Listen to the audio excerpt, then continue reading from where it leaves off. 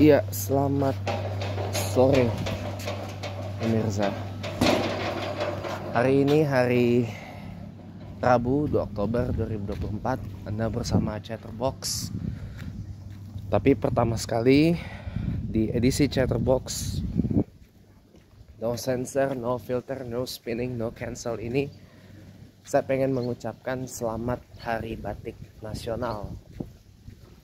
Bahwa kita tahun ini adalah sudah tahun ke-15 ya dalam memperingati Hari Batik Nasional. Ditetapkan setiap tanggal 2 Oktober tiap tahunnya karena di tanggal itulah di tahun 2009 kalau saya tidak salah ya, UNESCO ya, Badan PBB tentang pendidikan dan kebudayaan menetapkan batik sebagai warisan budaya dunia tak benda atau World Heritage, World Cultural Heritage ya. Dan itu juga dan penetapan batik sebagai warisan budaya dunia tak benda itu juga yang kemudian melahirkan Kepres, keputusan Presiden SBY Susilo Bambang Yudhoyono kala itu yang menetapkan 2 Oktober kita peringati setiap tahunnya sebagai Hari Batik Nasional. Nah, cuma sayangnya saya nggak pakai batik nih, ya. Tapi nggak apa-apa. Walaupun saya nggak pakai batik ya kan, tapi saya bangga menjadi bagian dari Indonesia. Nah, teman-teman semua,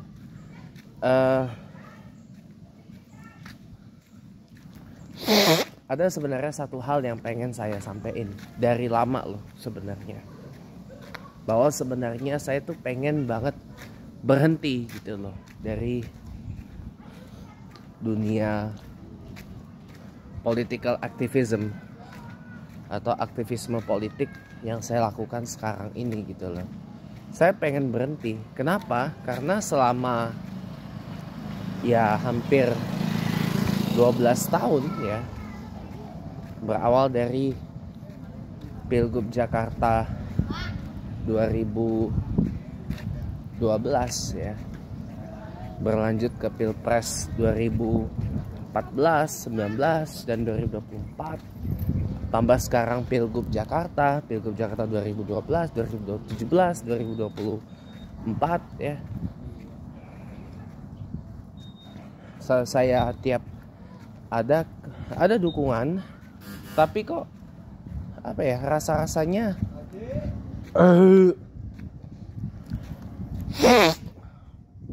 rasa-rasanya yang diomongin oleh mama saya tuh bener adanya gitu loh. Karena selama ini tuh yang saya lakukan datang ke acara-acara ini dan itu, kadang diminta inilah itulah apalah, nggak ada hasilnya, cuman kosong doang gitu loh. Duit nggak dapat, jabatan juga nggak dapat ya. Ibaratnya kita cuman mohon maaf lahir batin ya, cuma sekedar keluar duit, bakar duit, cuma dapat capek, lapar, aus, udah that's it. Dapat satu lagi, ketinggalan, dapat kantong cekak gitu loh. Dapat kantong cekak ya, kalaupun yang dapat itu cuman dapat untung tuh yang paling yang atasnya doang, atau paling enggak mereka yang sudah financially stable, yang sudah stabil keuangannya secara finansial ya. Biasanya para papan atas ketua organ itu biasanya sih kebanyakan yang saya temui kalau di circle saya itu kebanyakan adalah pengusaha, pebisnis. Biasanya para pengusaha, para usahawan, para pebisnis macam-macam. Ada yang usaha kacamata, ada yang usaha bahkan tambang nikel, ya. Ada yang usaha macam-macam, rata-rata usahawan semua, rata-rata usahawan, pebisnis gitu. Tapi ya biasanya mereka yang boleh dibilang top tiersnya yang mendapatkan untung, sementara yang di bawahnya tuh enggak. Termasuk saya kan di bawah.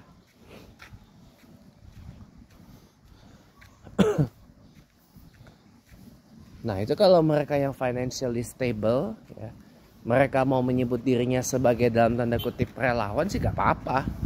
Lawang mereka duitnya udah banyak, ya enggak?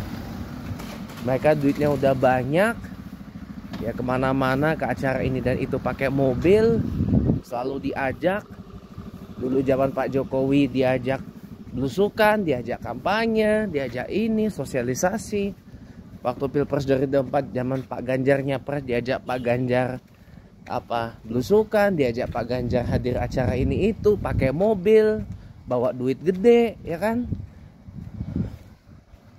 Sekarang Pilgub Jakarta zaman Jokowi Ahok Jarot, sekarang Pramono Rano atau Pramdul, ya. Orang-orangnya kayak gitu biasanya kemana-mana pakai mobil, ya, diajak Mas Pram, Bang Dul, Pak Ahok, Pak Jarot, Pak Jokowi, Pak Ahok, ya, pergi keliling Jakarta, kampanye, sosialisasi dan seterusnya. Terus konsisten terlibat dalam tim ses, tim pemenangan. Saya enggak.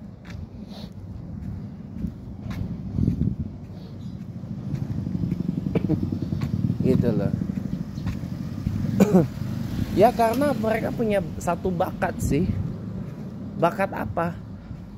Oleh yang saya lihat, ini bukannya saya ngiri atau gimana, enggak.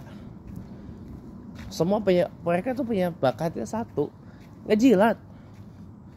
Mereka usaha udah gede lah, udah usaha kelas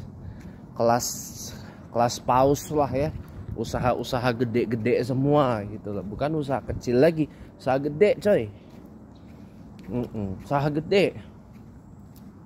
Baju kemana-mana branded, kaos saja branded, ya, celana jeans aja branded, sepatu branded, walaupun cuma sepatu Keds, sepatu Keds branded, kaos branded, kemeja branded, celana dari bahan sampai celana jeans branded, polo shirt branded, ya kan, harganya mungkin udah di atas 1 juta kali itu barang. Ya, kemana-mana pakai mobil, mobilnya bagus-bagus lagi, mobilnya bagus-bagus, baru-baru, mahal-mahal lagi. Iya, makanya, ya, jadi wajar dingin terus, ya pakai AC di mobilnya. Iya, pakai AC di mobilnya. Kadang bawaan diri, kadang enak juga pakai supir. Ya yang kita ini di bawahnya nggak dapat apa-apa.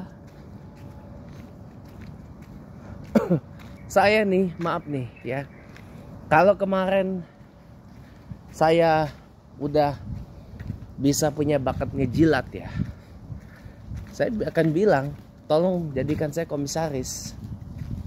Saya minta CV, saya kirim CV, saya mau jadi komisaris.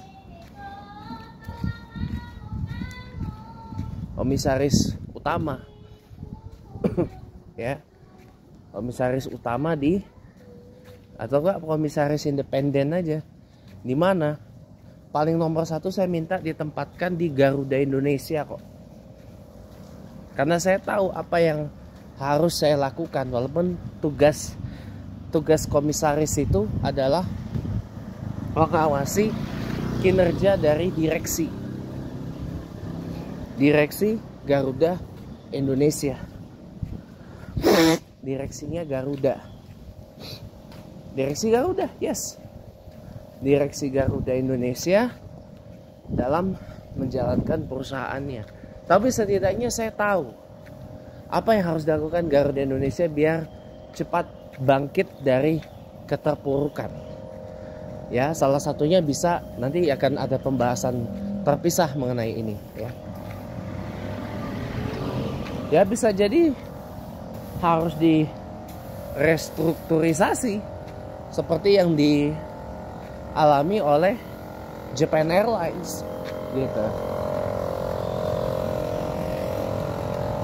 Japan Airlines itu kan sempat bangkrut, tapi di bawah kepemimpinan Kazuo Inamori kala itu langsung bisa bangkit karena JAL itu direstrukturisasi dan jumlah armadanya diefisienkan, baik itu untuk yang pesawat narrow body maupun yang wide body. Kalau sekarang lihat fleet armadanya Garuda Indonesia aja ya. Armadanya Garuda Indonesia itu sekarang didominasi oleh pesawat wide body. A330 CEO current engine option atau A330-200 dan A330-300 dan A330 Neo new engine option, A330-800, A330-900.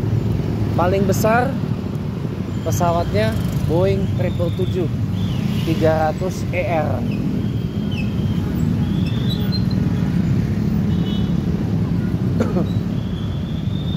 Sementara yang narrow body-nya cuma tinggal Boeing 737-800 yang jumlahnya 40-an itu.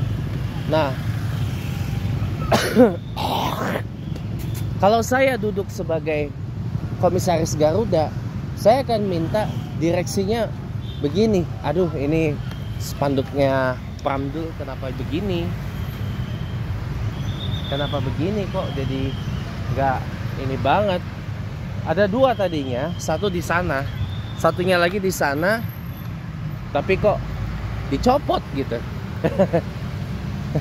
Kelihatan banget orang sini, orang Rawapapan ini belum ikhlas dukung Mas Pram Bangdul. Padahal kemarin Pak Pram itu kesini loh, ke Rawapapan bawah, Rawapapan RT 6 RW 12 bawah. Cuman ya itu saya nggak notice di mananya gitu loh. Ternyata di lapangan kayak lapangan bola, lapangan tenis itu. Dah sih pengen ketemu. Saya kemarin zohoran di Al Barkah gitu. Tapi nggak ketemu saya. Nah, kembali masalah Garuda dikit ya. Nanti kita akan bahas terpisah mengenai ini. Ya, Garuda Indonesia itu harus bisa memposisikan mau sebagai apa gitu loh. Apakah mengubah fokusnya jadi lebih fokus ke penerbangan internasional seperti Thai Airways atau ke domestik? Karena lihat dari komposisi armadanya aja kelihatan banget itu adalah untuk penerbangan jarak tengah sampai jarak jauh. Rugi bandar kalau Garuda bawa wide body ke penerbangan domestik gitu loh. Ya Garuda bawa wide body ke penerbangan domestik ke bandara-bandara yang bisa nampung pesawat-pesawat gede. Itu pun jumlahnya nggak banyak di sini, gitu. Itu pun jumlahnya tidak banyak, gitu loh. Jadi paling tidak ya saya akan minta direksi Garuda, udah ini Garuda di set mau kemana. Kalau mau fokusnya ke penerbangan internasional, go for it. Perkuat aja rute-rute internasional yang sudah ada, sembari kita tambah-tambah lagi penerbangan-penerbangan internasional ke berbagai negara, bahkan juga termasuk ke US, sambil nambah armada-armada yang kompatibel untuk penerbangan-penerbangan bahkan hingga jarak jauh gitu. Nah, urusan penerbangan domestik, berhubung Garuda Indonesia adalah BUMN, tinggal diserahkan ke BUMN yang satunya, Pelita Air.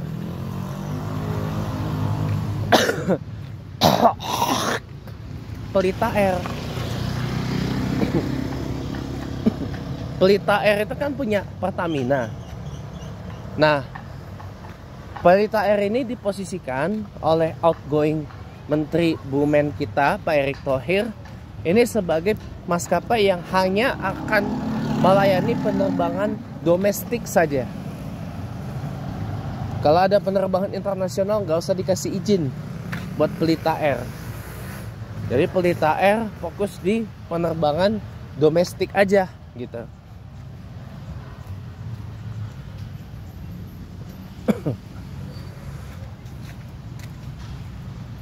Jadi sementara Garuda lebih, nah kalau itu lebih enak.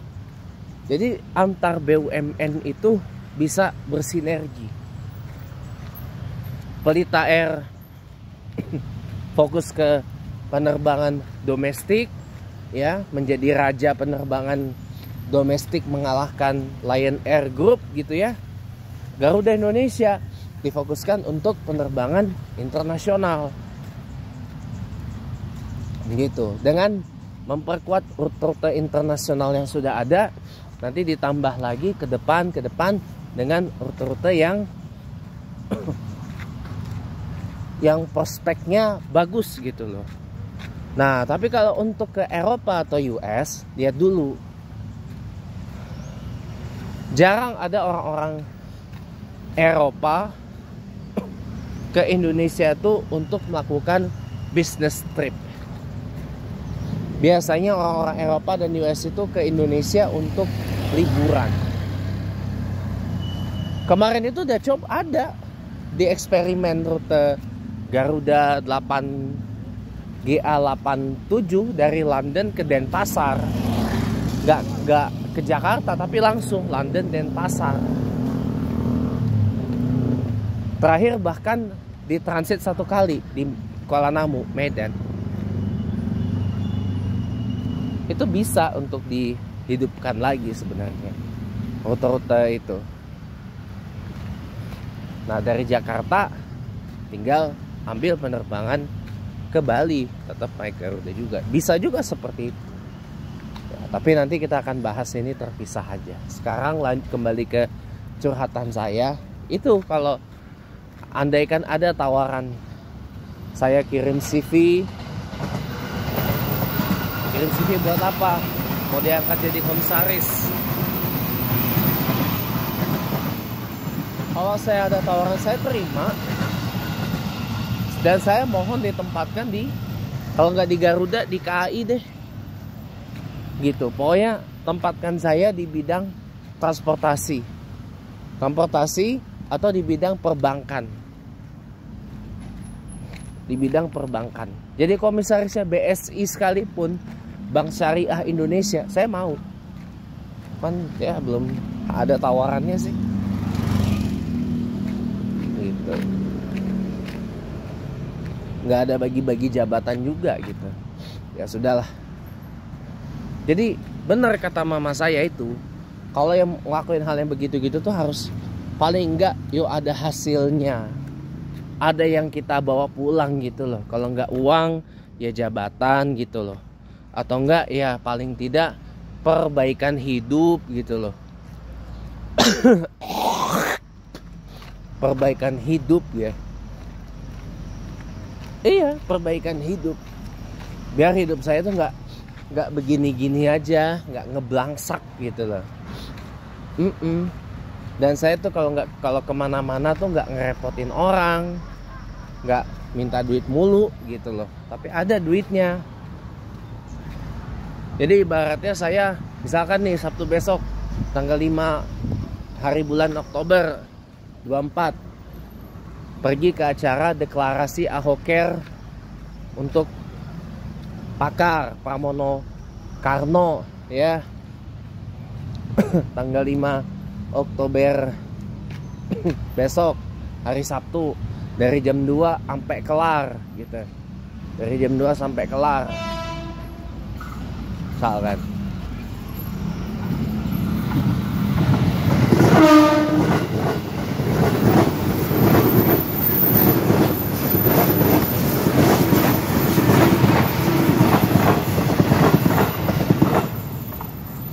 bentar lagi akan jadi kereta yang jarang kelihatan karena akan diganti sama KRL bikinan Inka mulai tahun depan.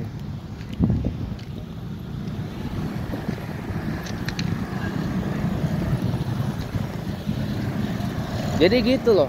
Jadi seenggaknya contoh misal tanggal 5 Oktober besok saya acara deklarasi Ahoker buat pakar Pak Mono Karno gitu ya. Paling enggak nggak minta duit sama mama saya gitu misalkan, atau pulang dari sono dapat duit, dapat bayaran, ada hasil gitu loh. Seandainya kalau saya diminta ngisi acara yang itu pun paling enggak ya ada uang lah buat dibawa pulang gitu ya, minimal uang makan, uang transport lah gitu. Jadi nggak sia-sia gitu loh, nggak, harga saya tuh nggak gretongan gitu loh, nggak gretongan gitu loh. Makanya saya nggak gretongan. Makanya kalau ada tawaran apa-apa ke saya atau saya diminta ini dan itu ya kan, ya paling enggak ya tolonglah saya ini dibayar dengan harga yang sesuai lah gitu. Sesuai dengan apa? Pertama, jarak tempuh dari tempat tinggal saya di Bintaro Permai, Pasangkarahan, Jakarta Selatan, yang notabene lokasinya ada di ujung selatannya Jakarta ya, berbatasan dengan Tangerang Selatan, berbatasan juga dengan provinsi paling baratnya Pulau Jawa yaitu di Banten gitu kan. Ke tempat acara tuh ya paling enggak disesuaikan lah gitu dengan jarak tempuhnya, terus dengan biaya transportasinya. Saya ke sono naik apa? Misalkan naik KRL dari stasiun Pondok Ranji misalkan kemana? Misalkan ke acara Sabtu besok aja dah, ke Palmerah, naik KRL 3.000, naik bus Transjakarta 3.500. Pulang lagi biayanya sama, jadi sehari habis 7.000 kalau naik Transjakarta. Kalau naik KRL 6.000 PP pergi pulang. Belum kalau saya lapar mau beli makan, aus, beli minum, belum ini dan itu ya. Jadi ya paling nggak disesuaikan lah. Jadi nggak geretongan saya ini. Atau paling nggak ya kalau mau dipakai terus ya pakai terus. Tapi makin kesini juga saya tolong dibantu, dikasih job tetap atau stable job gitu, dengan budget-budget yang lebih tinggi dari yang biasanya. Kalau biasanya saya cuma dikasih gocapan 50, 100.000 saya ambil. Ya paling enggak next yang berikutnya ya kasihlah saya paling ya 200, 300, 500, 600, 900, 1 juta gitu. Dan lumayan untuk setidaknya bukan hanya membantu memenuhi kebutuhan saya deh, tapi juga untuk membantu keuangan daripada orang tua juga sih. Jadi biar saya ini nggak bergantung terus ke orang. Ya mungkin apa ya, saya berkali-kali bilang there will be a time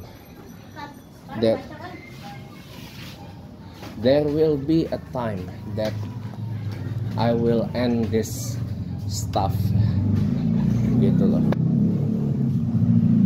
Akan ada waktunya saya akhiri ini semua gitu loh. Ya karena saya capek, cuman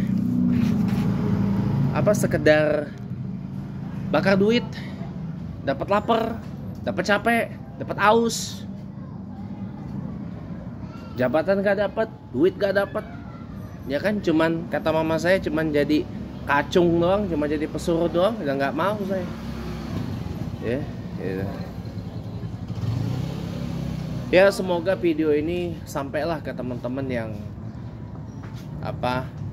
merasa dirinya mengomandoi, mengepalai, sebut saja relawan gitu ya. Tapi mohon maaf, kalau saya ini bukan relawan, saya ini aktivis. Bukan aktivis lagi saya ini independent politician, politisi independent saya ini. Jadi kalau politisi itu berbeda dengan aktivis, itu ya. Aktivis beda dengan relawan. Kalau relawan tuh rela nggak dibayar, rela nggak makan, rela nggak minum, rela bakar duit, rela capek dan sebagainya.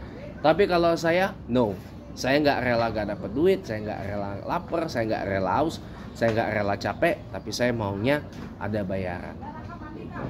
That's why, itulah kenapa saya menyebut diri saya independent politician, politisi independent, bukan relawan dan bukan juga aktivis. Sekian ya Chatterbox untuk hari ini. Terima kasih dan selamat sore.